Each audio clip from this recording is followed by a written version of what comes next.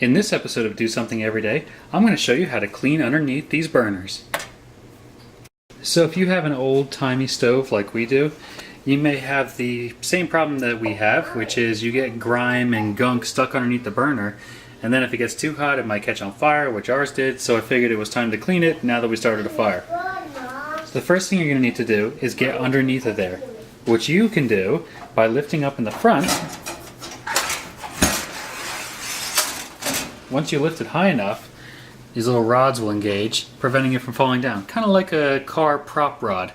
Anyway, underneath you'll find the electrodes which give power to each of the burners. This is assuming you have an electric stove.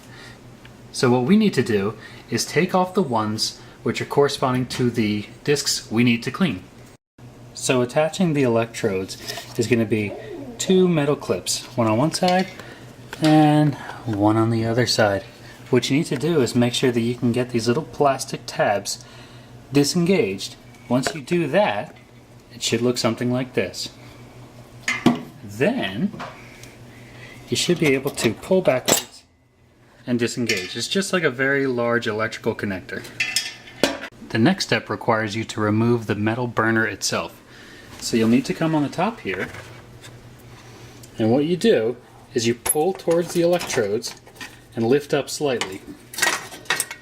You can then pull both pieces out together and separate them. See? Wow, that looks pretty disgusting. But now we can clean it. Now that we got our metal dish nice and clean, it's time to reassemble. Reassembling it will be the opposite of disassembly. Don't you hate it when people say that? It really bugs me when people say that. Anyway, line up the larger hole with the previous section where the electrodes go. Next, grab the burner. See if we can one-shot this. I kind of doubt it.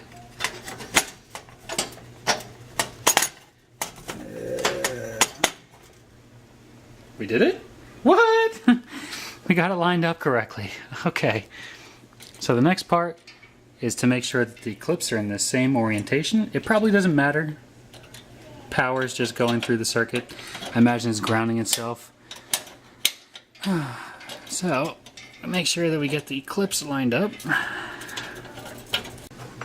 So what I'm going to do, not going inside the electrode, that would be very dangerous. I'm going to pop one clip open, then go onto the other side. It's probably a much easier way to do this. I'm used to doing things the hard way at this point now. One clip.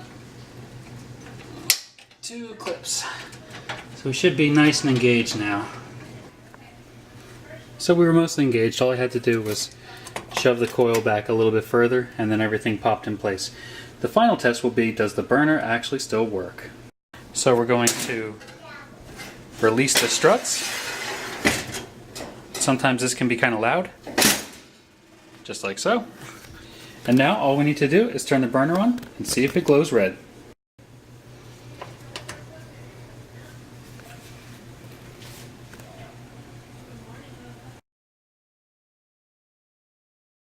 If you enjoyed watching this little how-to video, be sure to like and subscribe. I do stuff like this all the time. And I don't really know what I'm doing because you're kind of going through it with me at the same time. So if I screw up here or there, well, it happens. We're all kind of human. Except robots, obviously. Anyway, we'll see you on the next episode. Thanks for watching Do Something Every Day.